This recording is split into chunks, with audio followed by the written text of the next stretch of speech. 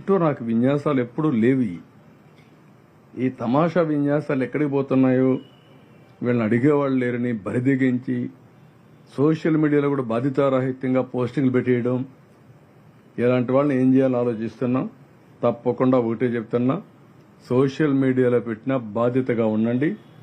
బాధ్యత లేకుండా పెడితే మాత్రం ఎవిడెన్స్ లేకుండా, ఆధారం లేకుండా ఇలాంటి తప్పుడు వార్తలు రాస్తే అది మంచిది కాదు. మీకు కూడా చాలా క్లియర్గా చెప్తాను, law will take its own course of action. ఇది మీరు కావాలంటే మీ వర్షన్గా పెట్టుకోండి, మీకు అంత అవసరం అనుకుంటే.